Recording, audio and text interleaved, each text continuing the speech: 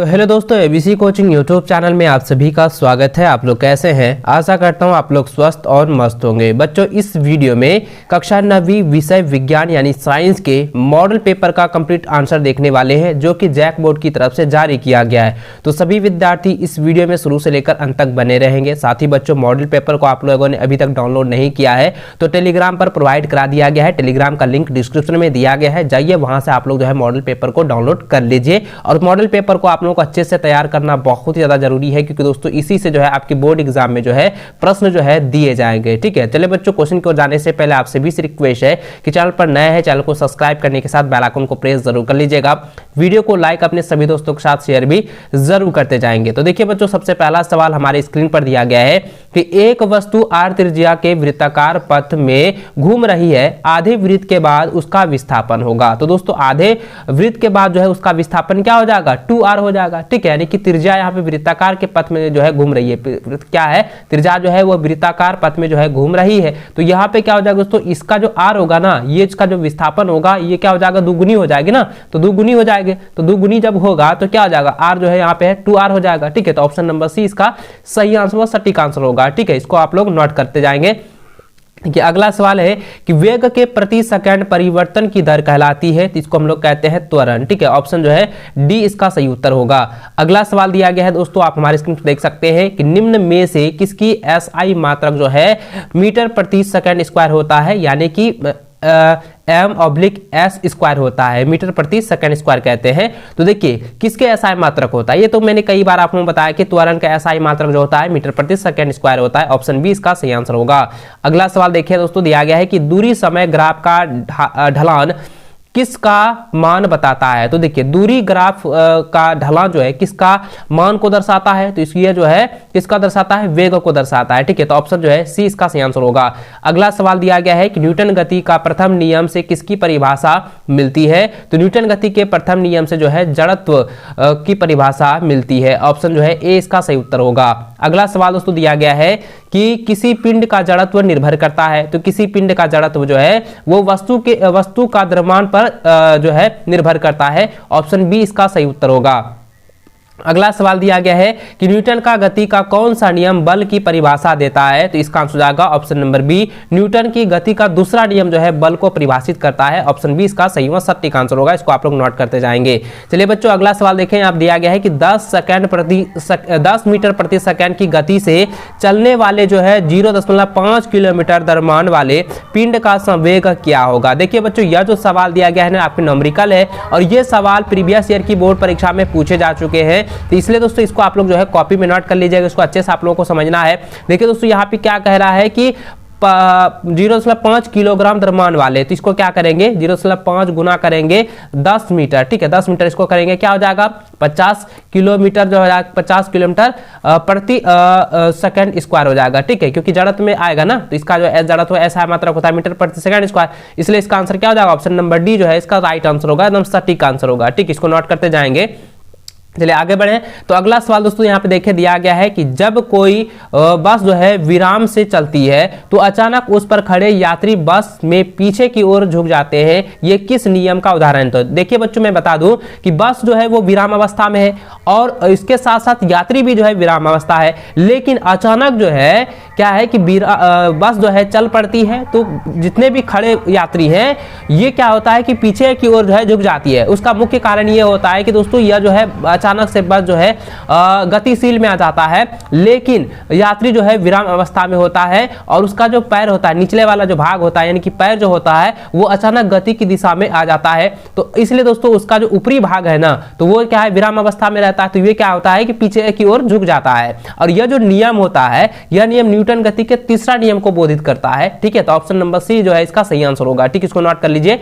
आगे बढ़े। अगला सवाल दिया गया कि कार्य का एसआई मात्रक क्या है। तो कार्य का एसआई मात्रक होता है जूल। ठीक है, ऑप्शन नंबर सी इसका सही आंसर होगा। इसको नोट करते जाएंगे। इस सभी क्वेश्चन को आप लोग अच्छे से याद कर लेना है, क्योंकि एग्जाम में इसी से आपके जो है बोर्ड एग्जाम में पूछे जाएंगे। ठीक है, अगला सवाल दिया गया है कि चंद्रमा पर किसी पिंड का द्रव्यमान 40 किलोग्राम है, तो पृथ्वी पर इसका भार कितना होगा। देखिए ये कई बार एग्जाम में क्वेश्चन पूछा गया है, रिपीट किया हुआ सवाल यहाँ पे दिया गया है। दोस्तों आप जरा ध्यान दीजिएगा, यहाँ पे कहता है कि 40 किलोग्राम जो है पिंड जो है द्रव्यमान चंद्रमा पर है तो पृथ्वी पर इसका भार क्या हो जाएगा, तो पृथ्वी पर जो है इसका क्या 100 गुनी बढ़ जाएगी। ठीक है, तो यहाँ पे 40 गुना करेंगे 10 तो कितना हो जाएगा, 40 गुना 10 करेंगे कितना हो जाएगा, 400 किलोग्राम हो जाएगा। ठीक है, तो ऑप्शन नंबर जो है डी जो है इसका सही व सटीक आंसर होगा, नोट कर लेंगे।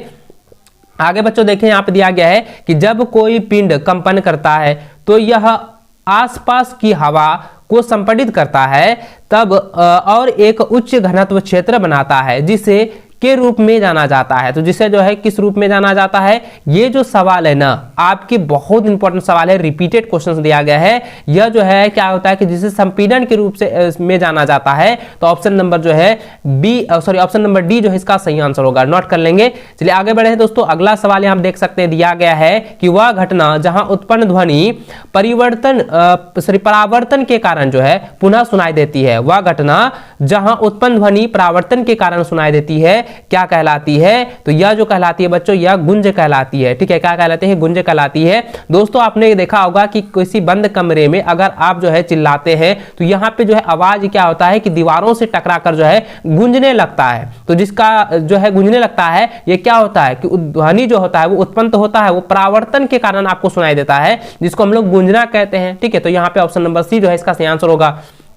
आगे देखें, अगला सवाल दिया गया है कि निम्नलिखित में किस पदार्थ में कणों के बीच आकर्षण बल सबसे कम होता है, तो आकर्षण बल किसमें होता है सबसे कम, कार्बन डाइऑक्साइड में। तो ऑप्शन ए इसका सही उत्तर होगा। अगला सवाल है कि किस ताप पर पानी ठोस और तरल दोनों अवस्थाओं में पाया जाता है, तो इसका आंसर क्या हो जाएगा, 0 डिग्री पर। ऑप्शन ए इसका सही आंसर होगा। अगला सवाल दोस्तों दिया गया है कि 100 ग्राम जल में 20 ग्राम चीनी मिलाया गया उस विलयन की सांद्रता प्रतिशत में ज्ञात करें। तो देखिए इसकी जो है ना प्रतिशत में ज्ञात करने के लिए कह रहा है।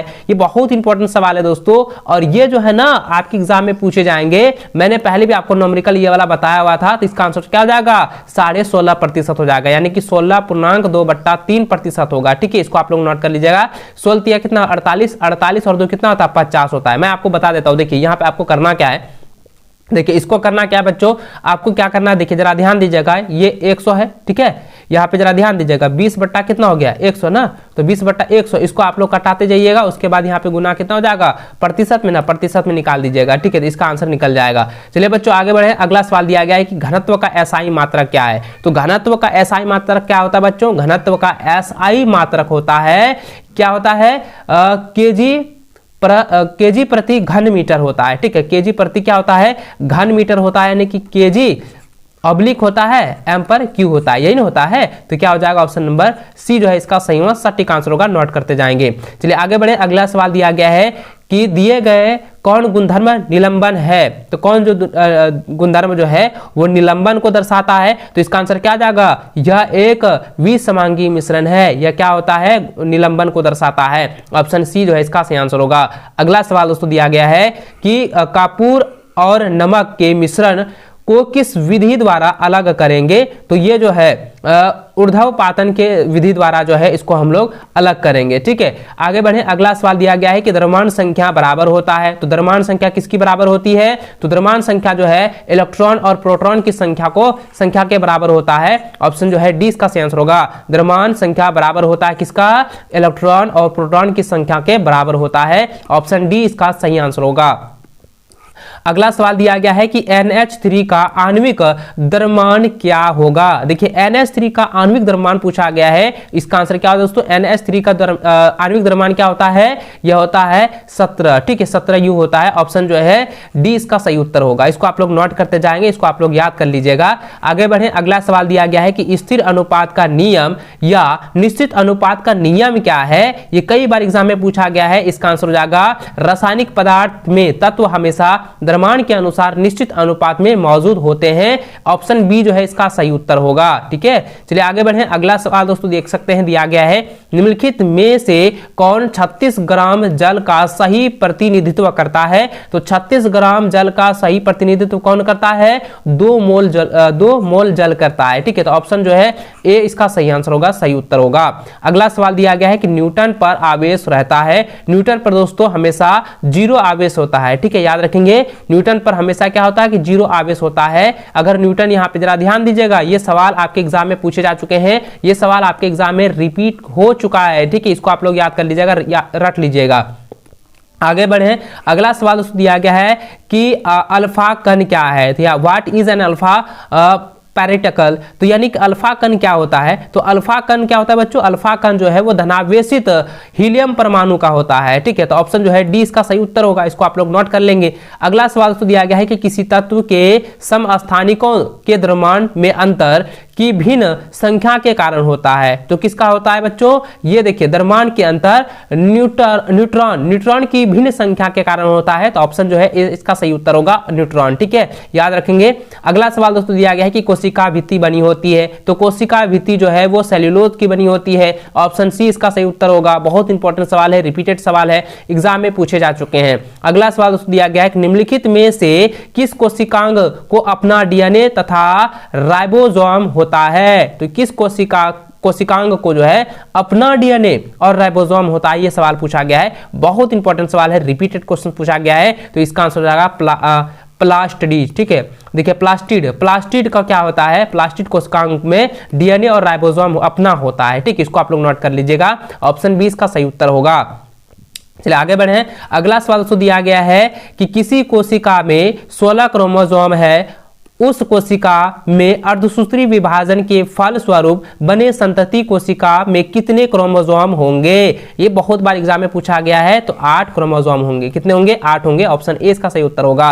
अगला सवाल है, दिया गया चित्र किस उत्तक का है। तो दिया गया चित्र जो है बच्चों, यह जो है देखिए पेरेनकाइमा का है, ठीक है, पेरेनकाइमा का है। पेरेनकाइमा का जो है ये चित्र जो है दर्शा रहा है। ऑप्शन जो है ए इसका सही उत्तर होगा, इसको नोट करते जाएंगे।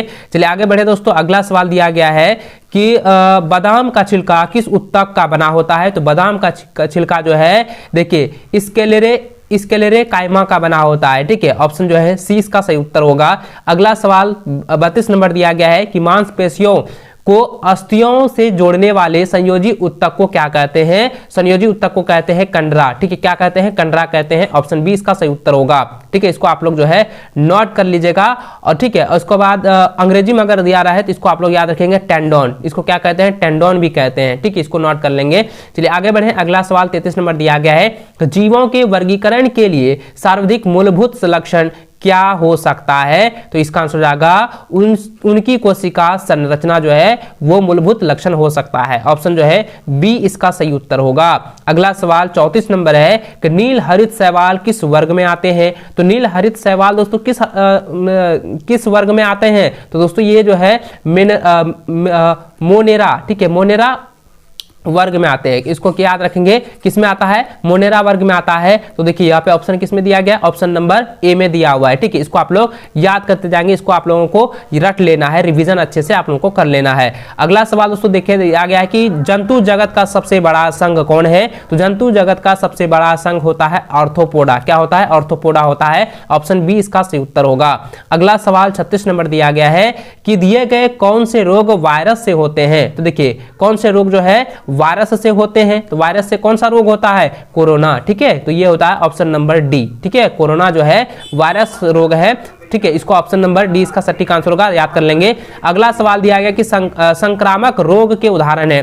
तो संक्रामक रोग के उदाहरण कौन से हो जाएंगे बच्चों। तो इसका आंसर हो जाएगा क्षय रोग, ठीक है, क्षय रोग जो है वो संक्रामक रोग है, ठीक है, ऑप्शन नंबर सी इसका सही उत्तर होगा।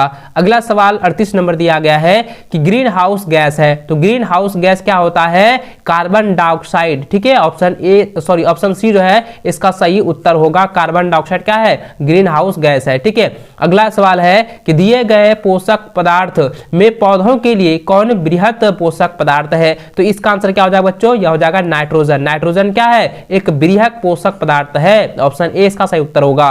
अगला सवाल है कि वायुमंडल में पाए जाने वाले ऑक्सीजन के विषैले अणु को क्या कहते हैं। तो विषैले अणु को जो है ओजोन कहते हैं। तो ऑप्शन नंबर जो है बी इसका सही उत्तर होगा। साथ ही दोस्तों मैं बता दूं कि इसका जो है आयनिक सूत्र भी आप लोगों का दिया जाता है कि O3, तो आपको टिक लगा देना है कि विषैले अणु क्या हो जाएंगे, O3 यानी ओजोन हो जाएंगे, ठीक है, इसको आप लोग नोट कर लीजिएगा। इस वीडियो में जो है क्लास 9th साइंस के जो है टोटल ऑब्जेक्टिव क्वेश्चन मैं आपको बता चुका हूं, इसको आप लोग अच्छे से रिवीजन कर लीजिएगा। एग्जाम में यही सारे क्वेश्चन आपके डायरेक्ट बोर्ड एग्जाम में दिए जाएंगे, इसलिए आप लोगों को अच्छे से तैयार कर लेना है। ठीक है, चलिए बच्चों इस वीडियो में बस इतना ही, मिलते हैं नेक्स्ट वीडियो में, तब तक जय हिंद, वंदे मातरम।